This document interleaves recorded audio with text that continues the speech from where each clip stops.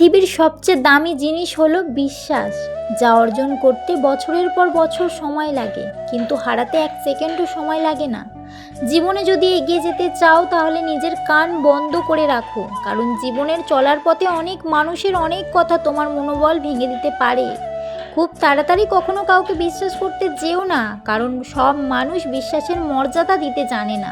বই থেকে শিক্ষা নিতে গেলে ঘুম পায়, আর জীবন থেকে শিক্ষা নিতে গেলে রাতের ঘুমটাই উড়ে যায়। দেরিতে বিয়ে করে আজ পর্যন্ত কেউ মরেনি, কিন্তু ভুল মানুষকে বিয়ে করেই অনেকেই মরে গেছে। আমার জীবনে এমন কিছু সময় এসেছে যে আমি নির্দোষ, তবুও সব কিছু আমার বিরুদ্ধে। আমি বারবার বলছি ওই পুরনো কথাগুলো ভুলে গিয়ে নতুন করে বাঁচতে চাই, তার জন্য সব কিছু ছেড়ে দিয়ে চলে এসেছি। কিন্তু আমি চাইলেও ওরা যে আমায় ভুলতে দিচ্ছে না। এখনো পর্যন্ত ওরা কি চায় আমি জানি না। ওরা তো আমাদের ওখান থেকে তাড়িয়ে দিয়েও সুখ পাচ্ছে না। বাস্তবটা যত কাছ থেকে দেখছি আমি ততই ভেবে পাচ্ছি না। আসলে জীবনটাই আজব। পকেট ভর্তি থাকলে পৃথিবী চিনিয়ে দেয়, আর পকেট খালি থাকলে মানুষ চিনিয়ে দেয়। সময়টা তাকে দিও যে তোমার মূল্য বোঝে, আর সম্পর্কটা তার সাথে রেখো যে তোমার গুরুত্বটা বোঝে। দুটো সম্পর্কের মধ্যে যদি সন্দেহ করা হয় তাহলে নাকি সম্পর্কটাই টেকে না। কিন্তু সত্যি কথা বলতে কি, যে তোমাকে যত বেশি সন্দেহ করবে বুঝে নিও সে তোমাকে সবচেয়ে বেশি ভালোবাসে। একটা মেয়ের সম্মান কি জিনিস ছেলেরা তখনই বুঝতে পারে যখন সেই ছেলেটি একটা মেয়ের বাবা হয়। সম্পর্ক সেটা নয় যেটা দুনিয়ার মানুষকে দেখানো হয়। সম্পর্ক তো সেইটাই যেটা মনের গভীরের সুন্দর অনুভূতি থেকে হয়। সম্পর্ক কি জিনিস আমি তা জানিও না, আর বুঝিও না, আর বোঝার চেষ্টাও করি না। কিন্তু সত্যি কথা হলো নিজের প্রিয় মানুষটাকে জীবনের সবটুকু দিয়ে ভালোবাসি। তার জন্য সমস্ত কিছু করতেও রাজি আছি, এমনকি মরে যেতেও পারি। সত্যি কথা হলো মানুষটার কাছে রিটার্ন গিফট হিসেবে আমি কিছুই চাই না, আর তার জন্যই মানুষটার হাত ধরেই ভাড়া বাড়িতে এসেছি। দেখো, জীবনে যা কিছু ফেলে এসেছি, ছেড়ে এসেছি, সেগুলো আমি আবার নতুন করে পেয়ে যাব, কিন্তু নিজের প্রিয় মানুষটাকে হারিয়ে ফেললে আর কখনো ফিরে পাবো না। তাই আমরা দুজনে আর আমাদের দুজনকে নিয়ে নতুন করে জীবন শুরু করেছি। হয়তো আমাদের জীবনটা অনেক কষ্টের, কিন্তু এই জীবনে সুখ না থাকুক, শান্তি কিন্তু আছে। জীবনে বেঁচে থাকার জন্য একটা পরিবার আর তার সাথে একটু শান্তির প্রয়োজন, তাহলেই জীবনটা সুন্দর হবে। আমার কাছে দুটোই আছে, আর আমি তাই শান্তিতেই এখানে আছি। আমার মনে হয় আমার পেছনে যারা লেগেছিল তারাই হয়তো আমার কাছে হেরে গেল, আমি জিতে গেলাম, কারণ আমি কিছুই হারাইনি, সব কিছু পেলাম নতুন করে। আর আমাকে যারা হারাতে চেয়েছিল তারা সব হারিয়ে ফেললো। ছোট বাপি আর বড় বাপি দোকান গেছিল, তো ওরা দুজনে মিস কি নিয়েছিস দেখা বাবা? হ্যাঁ,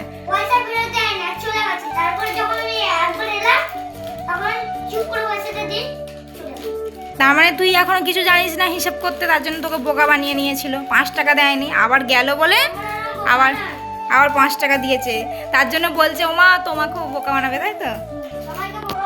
বলছো যে সবাইকে বোকা বানাতে পারে, তুমি সাবধানে থাকো, তোমাকেও বোকা বানাবে। আবার গেল বলে 5 টাকা ফিরলে তাহলে আর আমার দাদা বাবু তো খাওয়া ছাড়া আর কিছু জানে না। এইসব প্যাকেটের জিনিস বারণ করি তবুও শুনবে না, দেখেছো? সকালবেলায় ভাত খেলো, তার মধ্যেও ওদের পেট ভরে না। এটা খাবে না তুমি? না, ও সেই চিপস খাবে। খেয়ে নে, দুজনে খেয়ে নে, তারপর যাবো তো। চোখ আজকে স্কুল যায়নি, আজকে স্কুল ছুটি করেছে, কারণ আমরা পুরোনো বাড়িতে যাব, তাই তো? ওখানে কিছু কাজ আছে, আর আমার বড় বাপি আর আমার ছোট বাপি আমায় হেল্প করবে, যেহেতু ওর বাবা নেই। তাই ওরা আমার এখন সাথী, সঙ্গী, বন্ধু, আর কি বলা যায়, লেবার। ওরা আমার লেবার দুজনে। সত্যি ওরা আমার বন্ধুই বটে, সারাদিন গল্প করি বলতো। আর যখন মারি, যখন পড়াশোনা করে না তখনই মারি। ঠিক আছে, নে তাড়াতাড়ি খেয়ে নে, তারপর যাই ওই বাড়িতে, রেডি ফেডি হই। 10টা বেজে গেল, আর আমরা এখনো পর্যন্ত গল্প করছি।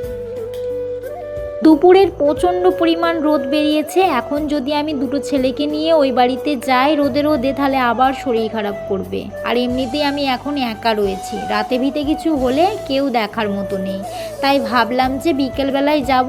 আর অল্প কিছু কাজ আছে, কাজ বলতে কিছু আলু রয়েছে সেগুলোকে মাঠ থেকে ঘরে তুলবো, খাবার জন্য কিছু রেখেছি অল্প কিছু, বাকি আলুগুলো সব বিক্রি হয়ে গেছে, তাই আর কোনো সমস্যা নেই। যদি সব বিক্রি না হতো তাহলে সমস্যা হতো। ওদিকে যাব বলে সকাল করে উঠেই সমস্ত কাজ গুছিয়ে নিয়েছি, বাকি ছিল খালি রান্নাটা। এখন রান্নাটাও বসিয়ে দিলাম।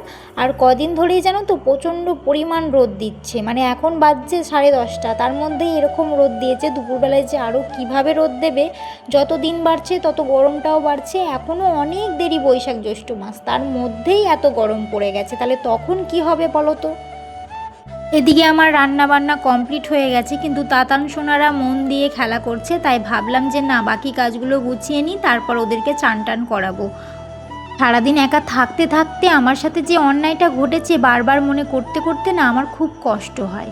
তাই আমি এই ভিডিওর মাধ্যমে তোমাদেরকে বলি, মানে সবার সামনে তো বলতে পারি না, না বলা কথাগুলোই তোমাদেরকে জানাই। সেটাও নাকি অনেক সবার সমস্যা হচ্ছে। আমাকে বলছে এটা নাকি আমি বাড়াবাড়ি করছি। আমি একটা কিচ্ছু বাড়াবাড়ি করছি না। আমার সাথে যে অন্যায়টা হয়েছে আমি সেটাই বলছি। সবার সামনে চিৎকার করে আমি বলতে পারিনি বলেই আজকে সবাইকে বলছি। না বললে যে আমার ভেতরের কষ্টগুলো কেউ জানতে পারবে না, কেউ বুঝতেই পারবে না যে আমি সত্যি কোনো অন্যায় করিনি, আমার ওপর বরঞ্চ অন্যায়টা হয়েছিল। সত্যি কথা বলতে কি, ভিডিওতে যে কথাগুলো বলি সেগুলো হচ্ছে আমার মনের কষ্টের জমানো কথা, যেগুলো আমি চিৎকার করে লোকের কাছে বলতে পারিনি। শুধু চোখের জল ফেলেছি আর একবার করে খালি বলেছি আমি কিছু অন্যায় করিনি। সেইটাই বারবার তোমাদেরকে বলে আমার নিজের মনটাকে হালকা করি। একটাও বানানো গল্প আমি বলছি না। আর ভিডিওর মাধ্যমে কিন্তু আমি শুধু আমার মনের কথাগুলোই বলি, কারণ নাম উদ্দেশ্য করে আমি অপমান করিনি। আমি যে সত্যি কথা বলছি, কেউ জানুক বা না জানুক, ওপরে যে ভগবান আছে, যে বিচার করে, সে কিন্তু সবটা জানে। আর একজনও জানে যে আমার নামে যে মিথ্যে অপবাদগুলো দিল, যে 1000বার বলল যে হ্যাঁ আমি অন্যায় করেছি, সেই মানুষটাও ভালো করে জানে। সে হয়তো হাসছে মনে মনে, কিন্তু বুঝতে পারছে না ওপর থেকে ভগবানও বিচার করছে, না করলেও করবে। তাই তোমাকে উদ্দেশ্য করেই আমি একটা কথা বলি, কারণ তুমি নাকি আমার ভিডিও দেখছো, আবার এটাও বলছো আমি নাকি ভিডিও বানিয়ে ভুল করছি। ভুল কিছু করিনি। তুমি সবার কাছে হিরো হতে পারো, কিন্তু আমি জানি যে দিনটা একদিন আমারও আসবে। ভগবান বলে কিছু জিনিস আছে, সেই মানুষটা নিশ্চয়ই বিচার করবে, আর সেই বিচারের আশাতেই আমি বেঁচে আছি। আমি অন্যায় যেহেতু করিনি, তাই ভয় পেয়ে মরে যাব না। হ্যাঁ, আমরা চলে এসেছি একটু শান্তির জন্য, কারণ তোমরা আমাকে শান্তিতে বাঁচতে দিতে না। তোমরা চেয়েছিলে আমরা যেন 2 ছেলেকে নিয়ে মরে যাই, আর এখনও তো সেটাই চাও। কাজ শেষ করে এই মাত্র ঘরে ঢুকছি, আর আমি মানে সাইকেলে দুজনকে টানতে টানতে আর ওখানে ওই আলুর কাজ করতে করতে আমার অবস্থা মানে কী বলবো, ঘেমে গেছি, কথা বলতে পারছি না। আর আমার 2 বাবু কাজ করে দিয়েছে বলে বোনাস হিসেবে ওদের দুজনকে আমি চপ আর মুড়ি খাই গেছি। এই যে আমার জন্য আছে, 2টো মুড়ি কিনে নিলেই হতো আর চপটা নিলেই হতো, কিন্তু না, ওরা বলছে চপ মুড়ি খাবে আর কি। খেয়ে নি, আগে 2টো খাই, হাত পা ধুই, তারপরে